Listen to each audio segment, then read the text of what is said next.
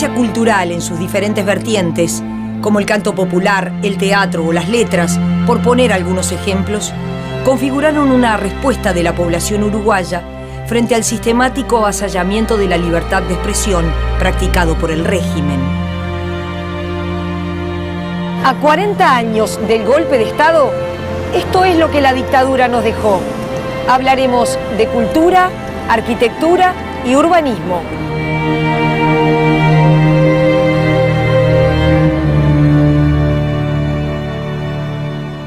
Aquel país que se había tipificado como la Suiza de América, el welfare state, el país afrancesado de espaldas al continente, bueno, que ese país empezaba a latinoamericanizarse, ¿no? Es decir, a participar de la misma tragedia, problemática y psicosis, digamos, ¿no? El golpe de Estado significó un estancamiento y un atraso cultural. Hace 50 años quedamos detenidos. Yo recuerdo, en aquel entonces, tenía un grupo artístico, el Conjunto Bantú, que sigue existiendo hasta ahora, y que teníamos que hacer actuaciones por el Ministerio de Educación y Cultura, y nos llevaban vehículos de las Fuerzas Armadas a los lugares de actuación.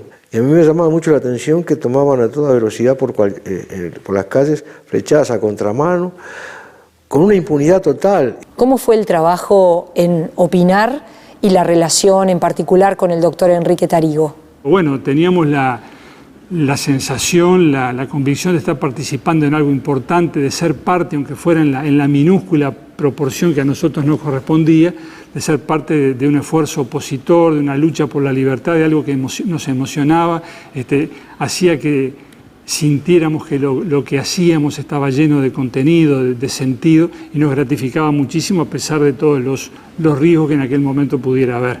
Y lo sabía, cada tanto pasaba alguna cosa rara. Un día me acuerdo que llegué y pregunté, como era de estilo, bueno, Tarigo, no, está en Maldonado y Paraguay, estuvo esta mañana. Pues, bueno, y Hierro, no, Hierro también está en Maldonado y Paraguay, se lo llevaron más tarde. Bueno, y Guntin, no, Guntin también. Estaba toda la plana mayor de Opinar detenida. El único columnista que había llegado con una columna era yo, terminó siendo editorial. Mi columna fue la única vez que me pasó, que mi columna fue editorial de Opinar, porque todos los demás estaban detenidos prestando declaraciones. Había situaciones ridículas, ¿no? En Mina había un detective Cañahueca, eran dos, uno negro y otro rubio como en las películas, los dos de traje, con lentes negros, entraban separados a la jefatura para que no sospecharan que eran detectives, ¿no? Y él iba y te decía en la puerta del cine, documentos, ¿no? Los dejé en casa. Bueno, Delgado me va a tener que acompañar entonces, ¿no? Te llevaban. Es decir, sabía quién era, pero te pedían el documento igual. ¿Se puede decir que la dictadura, desde el punto de vista cultural, tuvo alguna impronta que caló en la vida de los uruguayos? Bueno, yo no sé si efectivamente caló, porque inspiraba rechazo, por lo menos en lo que yo creo que era la mayoría de la población, pero había aquella prédica nacionalista incesante que empezó con el año de la orientalidad, cuando había que escribir en todos los escritos dirigidos a la administración pública, 1975, año de la orientalidad, y había un machacar permanente con los hechos históricos, la gesta artiguista, etc. Y eso creo que se mantuvo durante la mayor parte de aquello que se llamó el proceso cívico-militar, o sea, la dictadura, y terminamos con el monumento a la bandera ahí frente a Tres Cruces. Creo que es parte de la misma prédica nacionalista que generó, me parece a mí, más rechazo que adhesión, porque la gente veía que detrás de aquello lo que había era la dictadura. Con el sol que me ilumina, con un libro entre mis manos, con el alma limpia y clara le respondo al Uruguay. Acompaño yo tu obra, mi esfuerzo es para ti, bajo un cielo azul le respondo al Uruguay.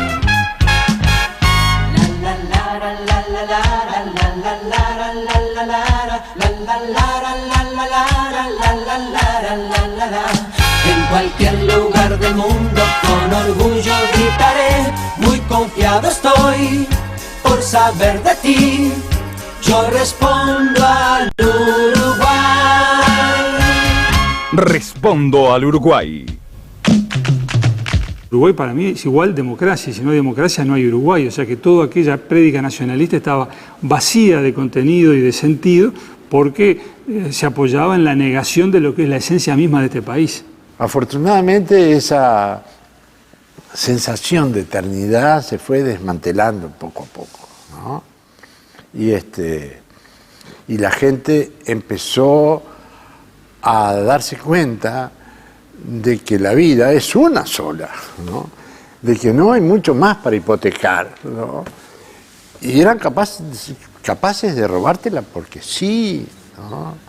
De quitarte la vida porque sí. Y uno se esmeraba muchísimo por dos razones, porque primero había un tema de peligro de que, digamos, la nota no se publicara si decía cosas demasiado, digamos, demasiado arriesgadas, o estaba el peligro de que el régimen sancionara al que dijera algo que al régimen no le gustaba. O sea que hay un primer motivo para tener muchísimo cuidado. Y el segundo motivo era que, como todos sabíamos que eso era así, uno se esmeraba por filtrar lo que quería decir y meterlo allí entre líneas. Y sabía que los lectores iban a leer entre líneas. El lector de aquellos años era mucho más atento, mucho más minucioso, era mucho mejor lector que lo que somos hoy.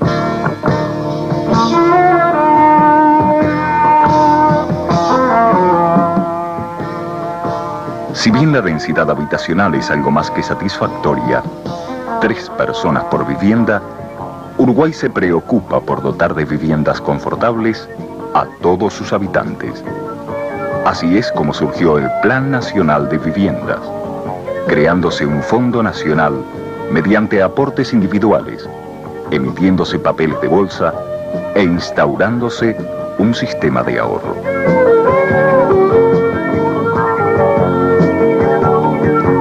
¿La dictadura tuvo una política de vivienda?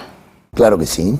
La dictadura tuvo una política para el país y por ende dentro de la vivienda también. Es decir, ellos vinieron a cumplir un rol fundamental, sacar al Estado, ir sacando al Estado como interviniendo en la vivienda. Entonces la dictadura sí vino a instalar una política de vivienda neoliberal.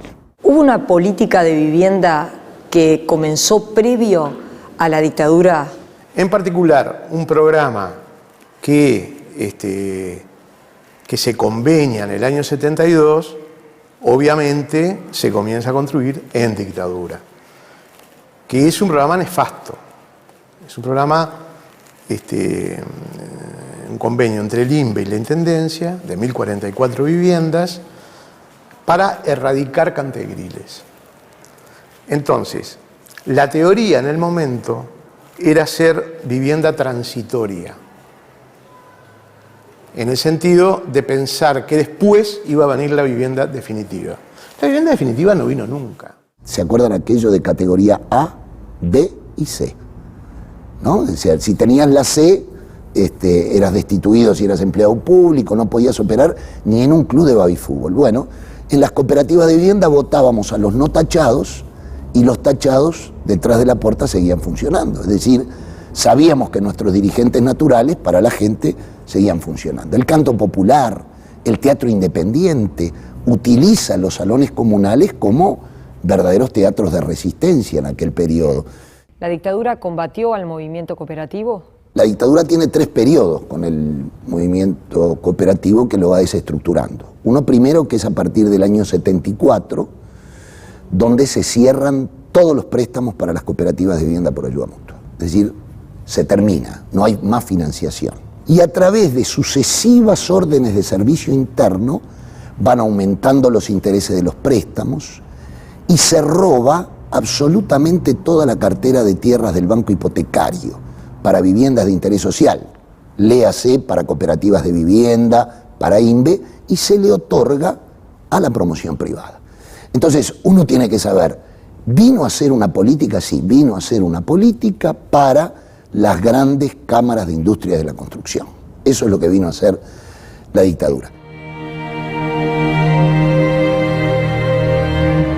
En Uruguay, la promulgación de la Ley de Vivienda del año 1968 buscó promover mecanismos de acceso a la vivienda a través de la obra pública, la obra privada y el régimen cooperativo.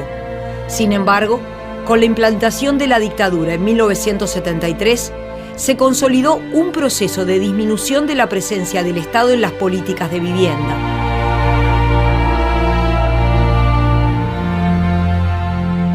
Sacan un decreto donde derogan la Dirección Nacional de Vivienda. Ellos decretan, se disuelve la DINAVI y pasa todo a la égida del Banco Hipotecario del Uruguay. ¿Quiénes estaban en el Banco Hipotecario del Uruguay como directores? Los militares. Ellos instalan en el país la vivienda mercancía y dejan amplísimos sectores de la población sin poder acceder a los programas que la ley preveía para sectores de poca capacidad de ahorro. No se animaron a hacer lo que hizo Pinochet en Chile, que fue bombardear a los barrios obreros.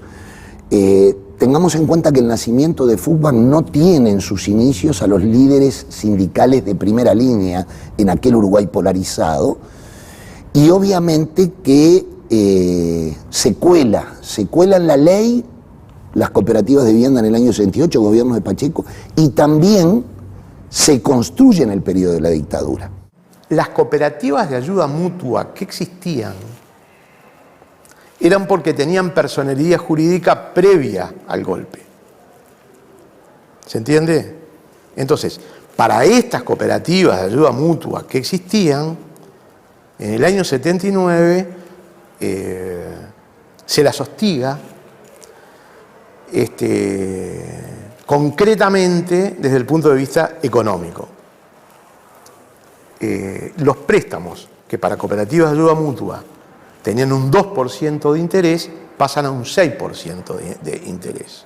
Y además se les exige un ahorro previo de un 5% del costo de la vivienda. Con lo cual se contradice absolutamente el espíritu de la ley. Porque ¿cuál es el espíritu de la ley del 68? El espíritu de la ley del 68, refiriéndome al capítulo cooperativas, era muy claro y muy sensato. O sea, para aquellos sectores que no tienen capacidad de ahorro, cooperativas de ayuda mutua. Es decir, sustituyen el ahorro, digamos, monetario por el trabajo en obra. En las cooperativas, el socio que entrara tenía que ser presentado por otro socio. Es decir, que daba una seguridad de quién era el vecino. Asambleas igual se tenía que hacer, claro. Teníamos que muchas veces disfrazar cumpleaños para poder hacer una asamblea. Hay que acordarse que teníamos que mandar la lista, nombre y apellido de la gente, incluidos los niños, de quién iban a venir al cumpleaños. Te voy a nombrar, ya que veníamos con el tema vivienda, te voy a nombrar dos conjuntos muy importantes que son de esta época del boom. Uno es el Conjunto América y otro es el Euskal Herria. En particular, el Euskal Herria, digamos, es muy interesante su análisis, porque en rigor, si alguien me preguntara, ¿tú tenés inconveniente con la localización del Euskal Herria? Mi respuesta es no, porque es un barrio que está muy bien conectado con el centro, es un barrio que tiene mixtura social, por tanto, acá no hay un problema de localización.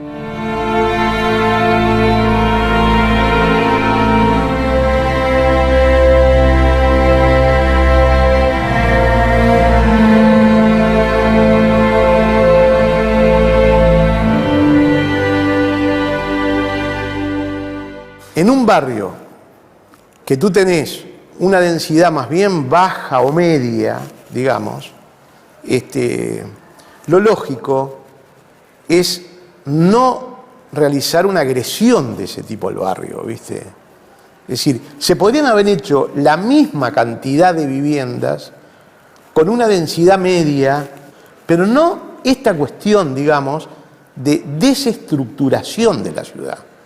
Si tú te colocas en una calle transversal a Camino Carrasco, la sensación que tenés es una sensación de un corte, no de una integración al contexto urbano.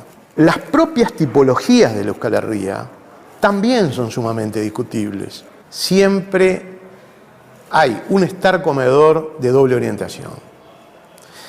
Esto que es muy interesante desde el punto de vista de la flexibilidad de la familia, porque si lo quiere cerrar lo cierra, si quiere dejarlo todo junto, lo deja todo junto. En el caso de la Euskal Herria,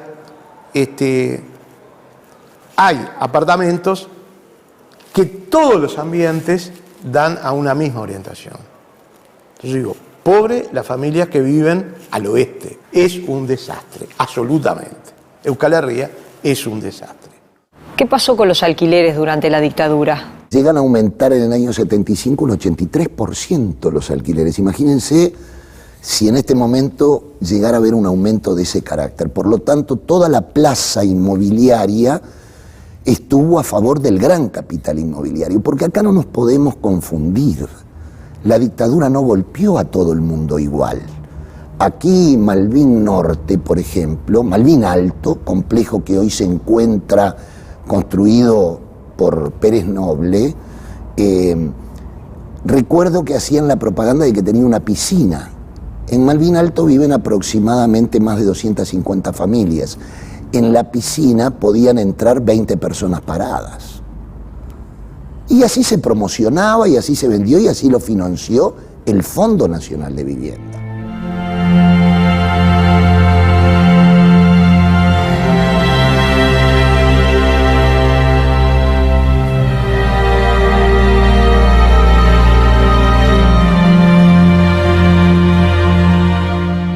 ¿Qué sucedió en Barrio Reus al sur? Pasó lo mismo que pasó con muchas ocupaciones. No es el único caso. Lo que pasa es que lo del Reus Sur, al ser un edificio tan interesante y tan importante y tan apropiado por el barrio, tuvo un simbolismo mayor, y bueno, además porque vivían muchas familias, ¿no? La vida continuaba siendo relativamente tranquila y este barrio se caracterizó por ser una zona muy alegre, que transmitía la alegría de vivir. Era un barrio muy, bueno, está ubicado geográficamente en una posición privilegiada y la gente era muy comunitaria, aunque ya por los años 70 había cambiado. ¿Quiénes vivían en este barrio? En el barrio vivían gente que prácticamente algunos pocos de los fundadores del barrio, y había un conglomerado heterogéneo de gente, ¿no? Muchos extranjeros, pero y muchos negros, por supuesto, ¿no? Que fue lo que le dio una especificidad al barrio, porque ha sido cuna del tambor. Barrio Reus al sur o Barrio Encina es típico por eso mismo. Como vivía fundamentalmente o mayoritariamente, digamos, afrodescendientes en ese sitio, la dictadura decidió expulsarlos. Decidió expulsarlos de una manera violenta, además. Y los localizaron en las periferias críticas de Montevideo, con lo cual las pérdidas fueron absolutas, porque imagínate que si una familia vivía en pleno Barrio Sur y tenía un empleo cercano, bueno, imagínate lo que significa mudarte de la noche a la mañana a Casaballe o a Cerro Norte. ¿Cómo fue la llegada de las Fuerzas Armadas al barrio? Lo primero que llegaron fueron los cedulones de desalojo, y que se hablaba, se rumoreaba que iba a ocurrir, pero como esas cosas que uno dice va a venir un temporal, pero no pensaba que nunca iba a venir. Pero llegaron los cedulones diciendo que en tal fecha, en pocos días, había que dejar desalojada la vivienda. Y la gente lo tomó con mucha sorpresa. El que pudo salir de la zona, alquilarse en otros barrios, lo hizo. Muy poca gente se fue. se fue tranquilamente, tomó sus cosas, aquello se fue. Pero la gran mayoría no lo pudo hacer y tuvo que esperar la actitud del gobierno, ¿no? Usted vio el momento en que los vecinos eran desalojados. Lo vi todo porque coincidió la muerte del barrio justamente con el fallecimiento de mi madre. Mi madre estaba en una habitación que da justamente para la calle Minas, y detrás de la ventana yo estaba al lado de ella siempre, y pude ver todo el operativo. Vi cómo llegaban camiones y camiones de las Fuerzas Armadas, y vi lo que les costó tirar estas paredes, que estaban hechas con un material de primera calidad, pero con toda exportación, todo, los mármoles. Vi llevarse marcos, ventanas, mármoles enteros, todo eso se cargaban en los camiones y se llevaban todo.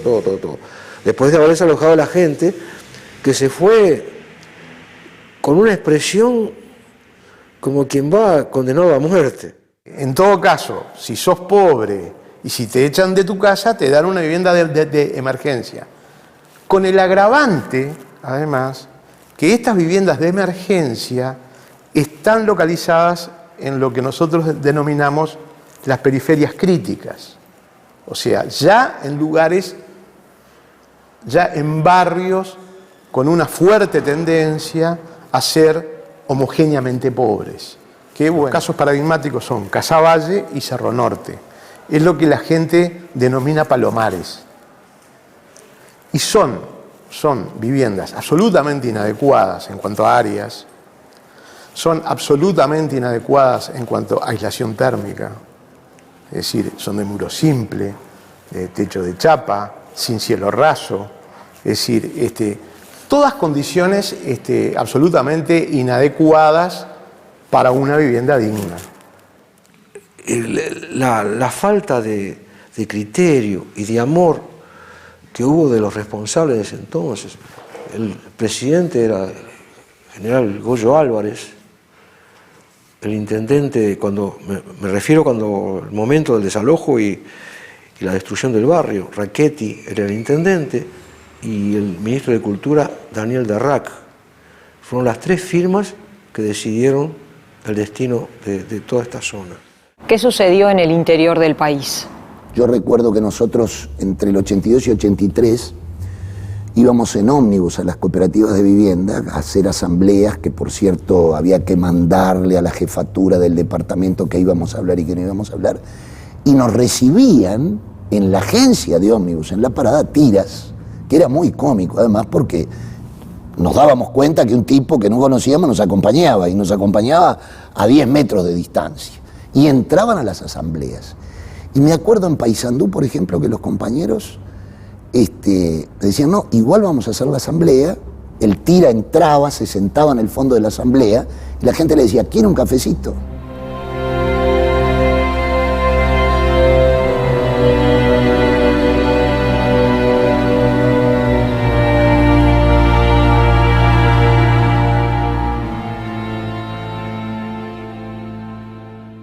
La dictadura vino a desestructurar toda una política de vivienda que tenía una perspectiva social, que se concebía la vivienda como un derecho. Entonces yo creo que sí, la dictadura cumplió un rol que ha quedado impune, lamentablemente, en el tema de vivienda, que no se ha investigado a fondo todo el despilfarro que hubo. Y respecto al paisaje que construyó la dictadura, ¿qué se puede decir? Que yo recuerde dos cuestiones paradigmáticas en la ciudad. Bueno, una es la Plaza del Ejército, digamos, que es una cuestión absolutamente anodina, es una cuestión que no enriquece el paisaje urbano para nada. Y el otro ejemplo es la Plaza de la Bandera. Claramente no fue apropiado, claramente por la gente. Te doy el caso paradigmático contrario. La Plaza Liber Sereña, el otro día que se inauguró, estaba llena de gente. Y hoy pasás y está llena de gente. Quiere decir que hay algo desde la arquitectura, o sea, desde nuestra disciplina, que está bien. Yo, sinceramente, no recuerdo que en la Plaza de la Bandera haya sido un lugar apropiado por la gente. Fue una cuestión más bien monumental, ¿verdad? Y tratando de jerarquizar, bueno, un patriotismo entre comillas, digamos, ¿no?